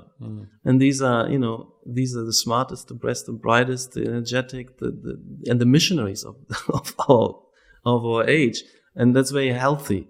And that's another kind of hint of somebody who thinks that libertarianism is totally on the wrong track. If all these this industry is highly sympathetic. Yeah, well, I think there's a fear among a lot of people, isn't there, that if you sort of take off the reins and let everything run free, that bad things will happen, and it's sort of a risk of a small c conservatism as we have to keep things constrained and tight. I think let's risk it. We have to risk it. I mean, for me, it's an existential thing because we have 10 years of stagnation already, meaning we have zero productivity growth or per capita income growth in Europe. I mean, that's a scandal. In an era of takeoff, everybody talks about AI. I mean, we have made leaps and bounds of productivity, but it's kind of been defrayed, and we can do all we can. And kind of dissipated elsewhere. So there's a net, it's 0.1% or something, which accumulates to 0.5% in 10 years, which is nothing. And that's the UK. Overall Europe. So that's a scandal, and it's crazy. And we have all these potentials, and we're not letting them happen. We're not letting rip. So in 20 years, we look back, we don't have these promises fulfilled. They're not happening. And another 10 years, I don't want to have 3 more decades of more or less stagnation of where we could double per capita income. You can work half or work, 60% and have everything double, or have everything you want to double and triple. And that prosperity, I mean, it's cumulative. So if you hamper, if you don't grow, and where you could have grown, you don't see it in 1 or 2, 3 years, but in 15, 20 years, where we're all around. We imagine we could have doubled GDP for us, and the freedoms and luxuries we could give, and then also there's more to give away in charities. I mean, a lot of these entrepreneurs, the profit and loss system is actually reining them so that they're actually doing useful things rather than being off on their hobby horse missions. And Bill Gates and these characters have earned so much, they've given so much in that hard test of profit and loss. They have earned the right to defray the rest. Maybe some of this spreading around does some good, but I think the reinvesting in for profit would be much more effective.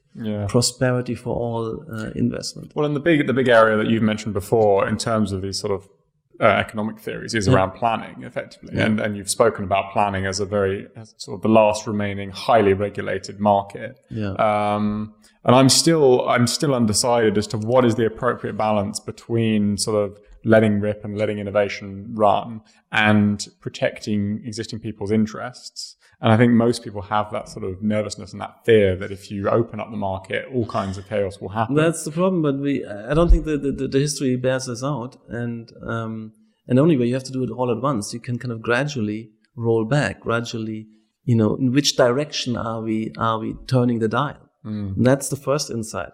And we're ramping up more and more. You want more and more of what worries you to be kind of handed over to. I mean, who are these characters who are making these decisions? I know them. I'm not sure if you met them. I've been to parliamentary subcommittee meetings, and they're not serious. They're chit-chatting about all sorts of things. They're not prepared. They're not professional because they don't have to be. It's very different from the way we operate here.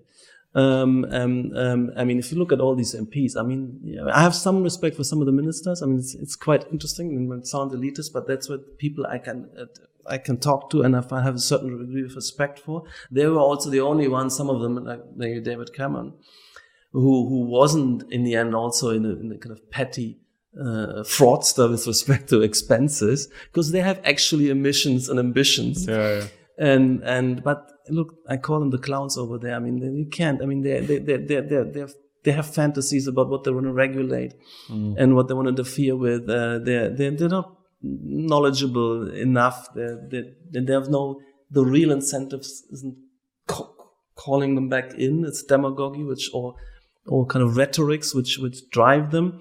I mean, it's something to think about. Is 50% of GDP. They kind of go through their hands. Partly redistributed or rationed out, and a lot of eaten up in the process, and I don't know how much we can do with the other 50%. They could all afford. I mean, and what they're doing, the regulatory, so that to eat up all the 50%, but the other 50% which is still for us to keep. They are infringing on how we use it as consumers. They're infringing on how we use it as producers. So so the totality of production, half of which they eat away, they're kind of constraining. There could be much more. So we could be the first arguments to make. If we get them out of the way, we would inflate that overall, and we could keep a much larger part. And the government, I mean, that's the characters. I know them. And they are mediocre. Even on ministerial level, some of them are great. I love people like Liam Fox, and there's some good people in there. But I had respect for Cameron. Not as a theoretician. He's an Lenin. He hasn't 45 volumes of theorizing and debating.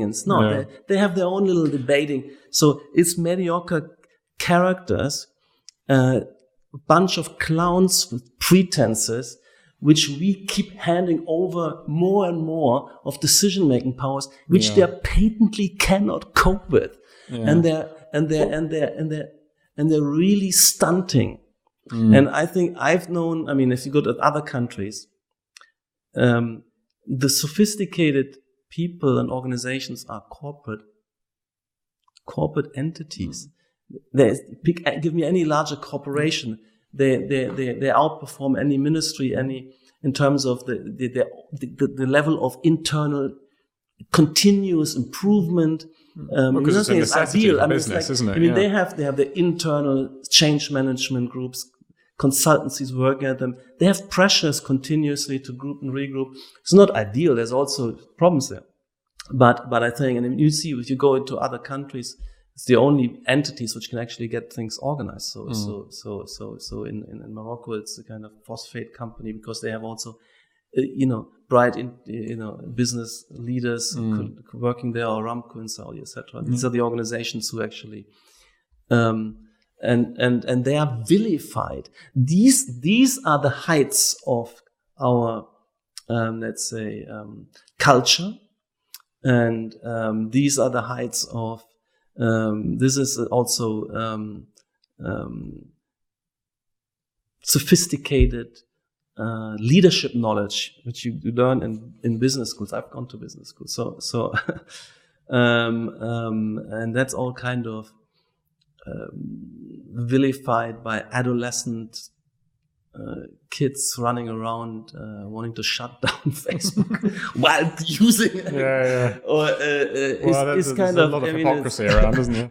Yeah. But let me play devil's advocate on the sort of deregulation of planning kind of thing, because I think it needs to be done. Need to sort of put the strongest arguments against it as well as an idea. But what would you say to the idea that there's a fear that, or the possibility that if you do deregulate too much, that the existing successful entities, whether something like London, say, will run away with all of the success, and you'll get a greater inequality of distribution of wealth to such an extent that you start causing instability and that kind of thing? That might be great. Those places who do these reforms first will run away, and then everybody else will catch up. I mean, that was a great moment of Thatcher. I mean, Thatcher was doing things, and everybody else was put on alert and had to do other things, including China. Actually, Deng Xiaoping was inspired by Thatcher. So that's what we need. We need somewhere to break through this. But at the moment, there's nearly like a kind of ideological cartelization. So they're all doing the same recipes. They're all encouraging themselves to do the similar recipes. And you don't have to show. Of course, it has to be in an advanced place, a backward place. It's not going to be effectively challenging, even if they grow fast. So both on a national level, I was sometimes thinking independent Scotland, going left, crushing, reformation itself, but London could be a great place to break through. Yes, they will run away. And look, the provinces, they then have to shape up, or they could move to London. London would be much more affordable at that point. Would it though? Because you're increasing the demand for a single place, and I think it's fine to. Yeah, but that place supply, increasing supply respectively, and then it finds it's in equilibrium. Maybe then there's a kind of subcenter emerging, or Birmingham has a chance, or there becomes a conurbation. I think the problem is right now, it's just not happening. And we have a big project hold up it's nearly 2.5 years in planning. We finally got planning, and then the central government calls it in, and it's going to be another year. So there's so many projects like this. Bishop Yeats Goodyard, which has been not developed for 25 years. I mean, I looked actually at the rejection write-up. It doesn't stand up to any scrutiny. It's a bunch of, I don't know what empowers them to trash such a work, a fully worked up plan, high density, new kind of mixed use project, because it doesn't fit into the character of Hackney. They think this is Liverpool Street, and some kind of Hackney councillor says this doesn't fit our characters, maybe gentrifying. There's a bit of light overcast on a bunch of buildings where a few characters might or might not like to look at this new skyline. I mean, there's atrocious absence of rationale. This deserves to be kind of, I mean, it's illegitimate. And there's so many examples. I mentioned also in the text this example of a kind of Asda car park and supermarket on the Isle of Dogs. This is NIMBYism of the worst order. And all these standards. And the standards, as I said, under the Grony talk, so the first thing is the restrictions is there's a land use plans freezing up plots which are dedicated to office or commercial are frozen up. Yeah. Central government tried to come in with rights of development rights, and all the boroughs had the opt-out chance. They opted out everything. So here's a freezing up there. Then it comes to residential.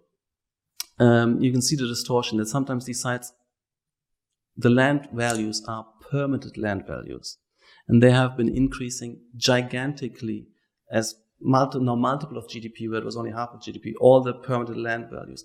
Why? Because this restrictiveness, it's an artificial political scarcity of land. Not only because it's land at all, the density, some lands are not, ever not permitted, like Bishop's Goodyard, but also what you can do. So, for instance, that on this side, you can only do commercial, whereas residential, the pressure is like fourfold.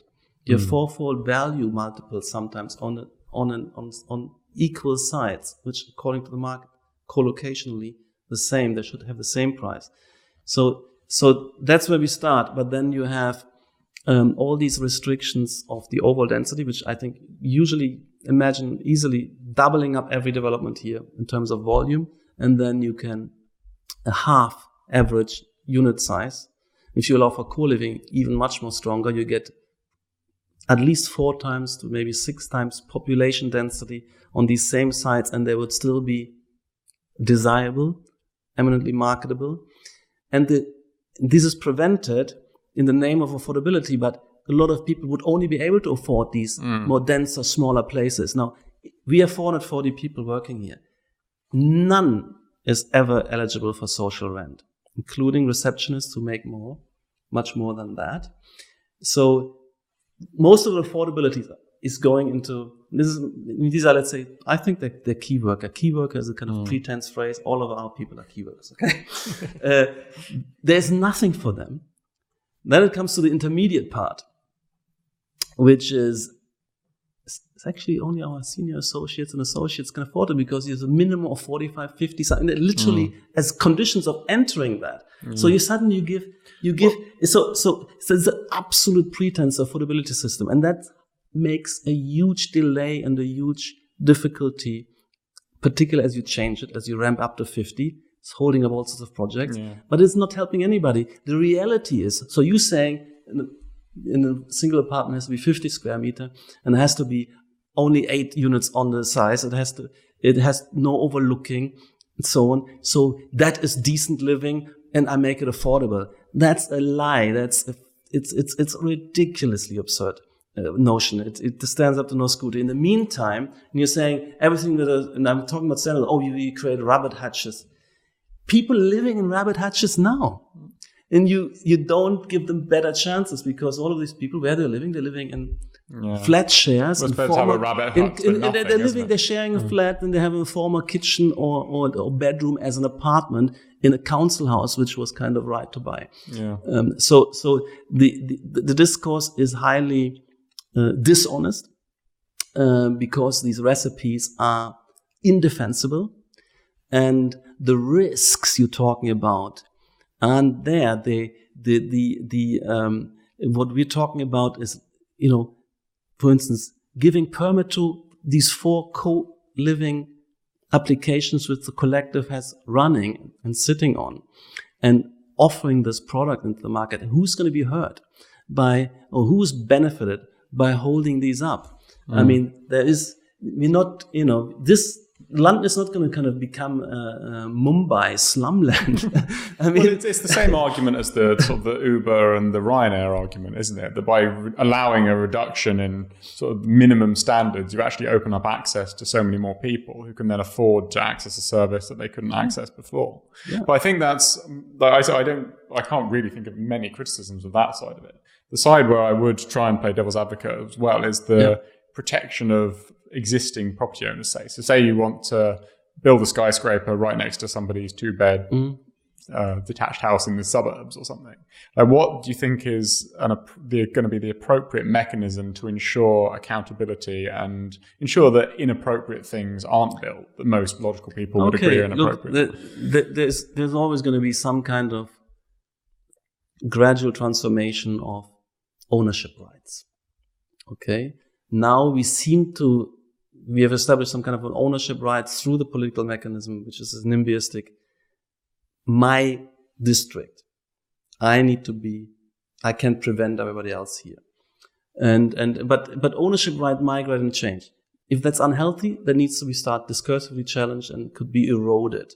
That this kind of right to prevent in my neighborhood this transformation, because it's my neighborhood and we collectively own that. So that could be challenged, but one can also work with it.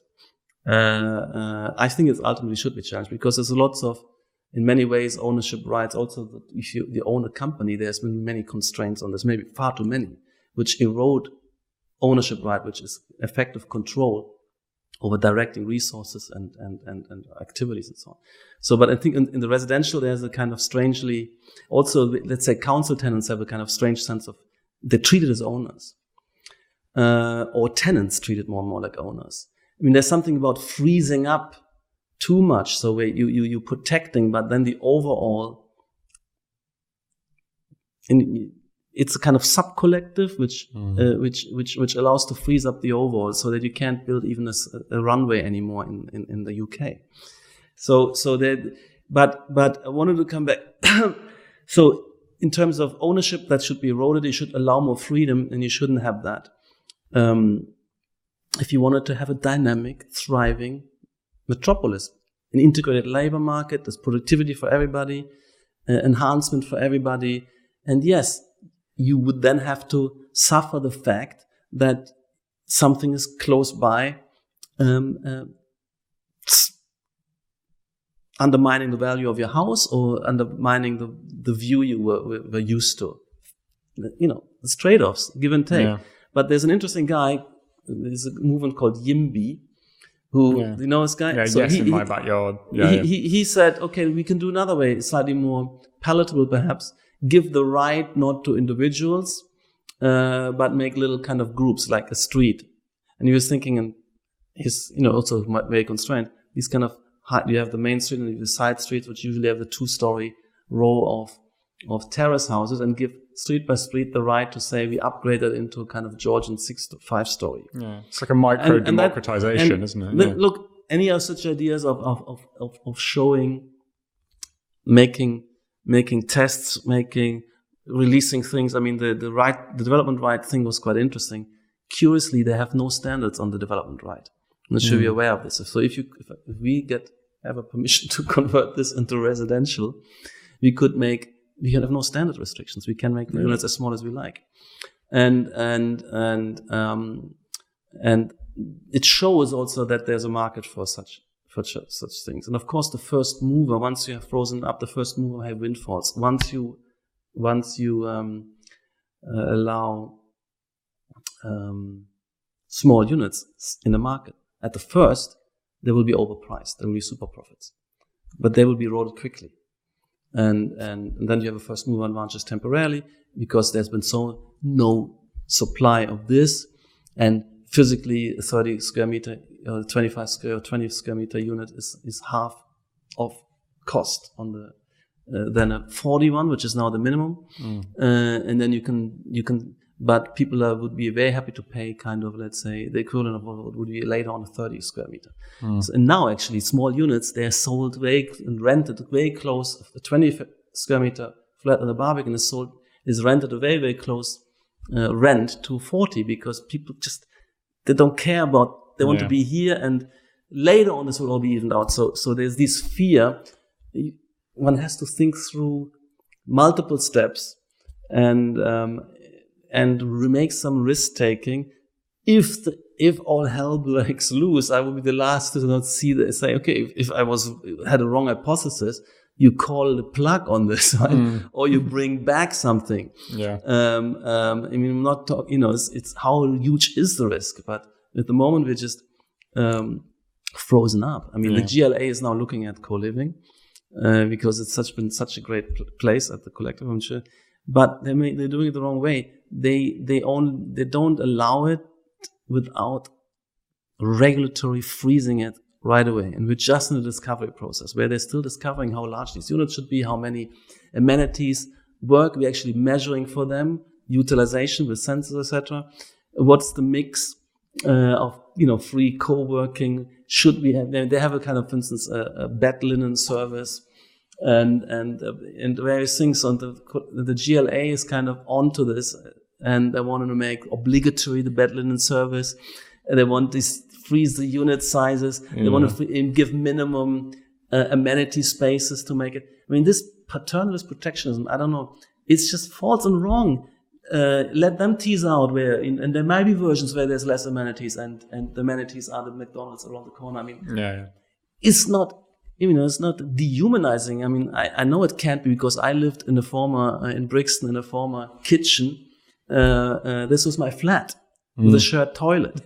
And 40% of New York apartments are illegal according to the current standards, but people living in them. Yeah. So to pretend that the prevention of this product is is kind of the prevention of living conditions some councillor finds unlivable, but people living it because they make choices. I mean, and to not allow the market to tease that out and would make that much more healthy, because now we have these the people who are coming and have to squeeze in the existing council flats or whatever terrace houses. I used to live, the shared terrace houses with shared living, and whether it's in flats or in terrace houses. I mean, until I finally could afford an apartment. I mean, that's not how should I say, dehumanizing. Yeah, I never felt dehumanized. No. I was in London. I chose to be in London, and in Stuttgart I had a much larger, luxurious flat with a car in the yard, and I chose London, and I never regretted it. Yeah. All right. Well, one last thing before we wrap this up, going back to your own work, I've always been curious about why it is that you have such a sort of monotonal color palette in all of your work. Why is everything white? And it's I don't know sort of what your theoretical justification is for this, but I'd be really curious. I wanted color. Is it just a personal preference? No, it's there's so many fronts one could kind of work on. We love to develop a more richer material palette. It's not an ideological stance. Well, I was very sad to see that the wooden stadium got refused, because from the renderings I thought that was absolutely beautiful. Yeah. And I think that when you combine the kind of form finding that you do here with sort of rich material and color palette as well, that's when you get a really, really integrated effect. We definitely want it. I mean, it's tougher, it's more complex to deal with, the handle. We like, and every firm and an individual has a kind of personal style as a kind of, I would say, as a negative default, because you're not infinitely versatile. So and that makes you a bit recognizable. You're called out a little bit.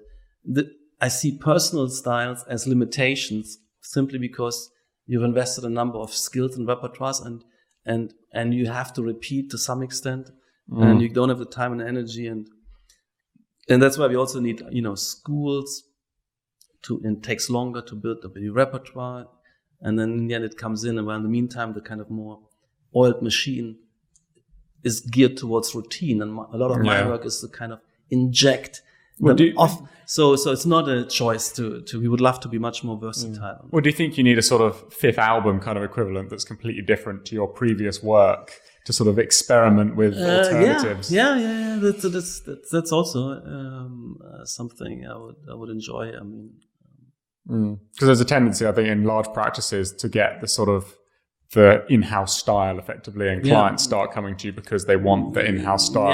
Zaha always hated that. I don't like that.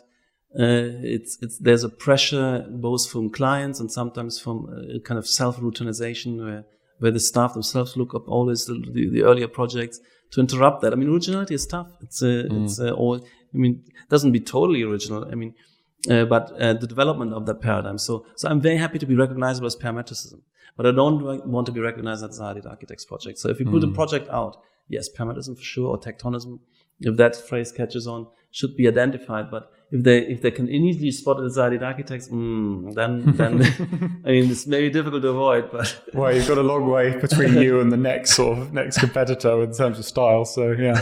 Okay. Well, thank you very much. It's been an excellent conversation, and I look forward to seeing all your future work. Thanks for your prompting and patience and giving me that platform. Brilliant. Thank you very much.